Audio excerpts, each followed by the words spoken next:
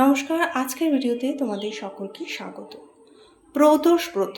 প্রদোষ ব্রত এমন একটি ব্রত যা হিন্দুদের পরম পবিত্র ব্রত।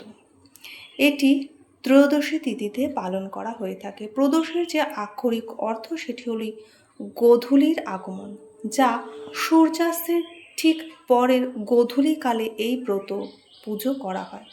প্রদোষকাল নামে পরিচিত এই নির্দিষ্ট সময়কালকে সবচেয়ে দিব্য মুহূর্ত বিশ্বাস করা হয় ভগবান শিব পূজার ক্ষেত্রে। ভগবান শিবের এই সময় পুজো হয়ে থাকে, যেহেতু প্রতিটি হিন্দু চান্দ্রমাসে দুটি ত্রয়োদশী তিথি থাকে, একটি শুক্লপক্ষ এবং একটি কৃষ্ণপক্ষ। তাই প্রদোষ ব্রত মাসে দুবার পালিত হয়, যার ফলে প্রায় 24টি ব্রত পালন করা হয়ে থাকে। কৃষ্ণপক্ষের ব্রতে কখনো কখনো কৃষ্ণ প্রদোষ ব্রত, আবার শুক্লপক্ষের ব্রতটি শুক্ল প্রদোষ ব্রত বলা হয়। উভয় কিন্তু আপনাকে সমান পুণ্যফল লাভ করায়। এই দিন আপনি উপবাস করে ভোলেনাথের পুজো করলে আপনার জীবনের দুঃখ কষ্ট সমস্ত দূর হয় এবং সুখ সমৃদ্ধির আশীর্বাদ লাভ করে। এবার অধিক মাসের প্রথম প্রদোষ ব্রতের তারিখ নিয়ে মানুষের মধ্যে নানা বিভ্রান্তি রয়েছে। এই ব্রতটি 27শে মে নাকি 28শে মে? এটি পঞ্চাঙ্গ অনুসারে জ্যৈষ্ঠ মাসের অধিক মাসের যে শুক্লপক্ষের ত্রয়োদশী তিথি 28শে মে সকাল 7টা 56 থেকে শুরু হবে এবং 29শে মে সকাল 9টা 50 গিয়ে শেষ হবে। হিন্দু ধর্মে উদয় তিথি অনুসারেই আমরা উপবাস করে থাকি। যেহেতু 28শে মে সূর্যোদয়ের সময় ত্রয়োদশী তিথি থাকবে, তাই অধিক মাসের প্রথম প্রদোষ ব্রত 28শে মেই পালন করা হবে।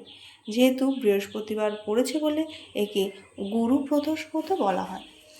আপনার কুণ্ডলিতে যদি গুরু দোষ থেকে থাকে, তাহলে এই গুরু প্রদোষ ব্রতে শিবের পুজো করলে আপনার জীবনে জ্ঞান, মান, সম্মান, সুখ সমৃদ্ধি বৃদ্ধি পাবে। বিশ্বাস করা হয় যে গুরু প্রদোষ ব্রত পালন করলে বিবাহের বাধাও দূর হয়ে যায়, সন্তান সুখ লাভ হয়, আর্থিক কষ্ট থেকেও মুক্তি লাভ করে। ভগবান শিবের আশীর্বাদে আপনার পরিবারে সুখ শান্তি সমৃদ্ধি এবং ইতিবাচক শক্তি বিরাজ করে। অধিক মাসে ভগবান বিষ্ণুর প্রিয় মাস, তাই ধর্মীয় বিশ্বাস অনুসারে এই মাসে আপনার উপবাস, দান, পুজো বহু গুণ পুণ্যফল লাভ করে। ফলস্বরূপ অধিক মাসের প্রথম প্রদোষ উপবাস ভক্তদের সমস্ত মনোবাঞ্ছা পূর্ণ করে। আপনি তো সকালে শিব মন্দিরে পুজো করতে পারেন কিংবা বাড়িতেও পুজো করতে পারেন। আবার পুনরায় আপনি স্নান করুন, স্নান করে মন্দিরে গিয়ে পুজো করুন। প্রথমে ভগবান গণেশকে পুজো করুন, তারপর ভগবান শিবকে যেভাবে আপনি অভিষেক করেন সেভাবে করুন। শিবলিঙ্গে দুধ, দই, ঘি, গঙ্গার জল, মধু এবং শর্করা অর্পণ করুন। তার সাথে সাথে বেলপত্র, ধূত্রা, সাদা চন্দন, ভস্ম এবং পৈতাও নিবেদন করুন। পুজোর সময় প্রদীপ ও ধূপদীপ জ্বালাবেন, অবশ্যই শিব মন্ত্র পাঠ করবেন। ভক্তরা প্রদোষ ব্রত পাঠ করতে পারেন এবং শেষে ভগবান শিবের আরতি করে তার কাছে ক্ষমা প্রার্থনা করুন। গুরু প্রদোষ ব্রতের সময় ভগবান শিবের মন্ত্রগুলো আপনি পাঠ করুন। গায়ত্রী মন্ত্র জপ করুন, মহামৃত্যুঞ্জয় মন্ত্র জপ করুন, পঞ্চাক্ষরী মন্ত্র জপ করুন কিংবা রুদ্র মন্ত্র জপ করলে আপনার মানসিক শান্তি আসবে এবং ভক্তদের সমস্ত ইচ্ছা পূর্ণ হবে।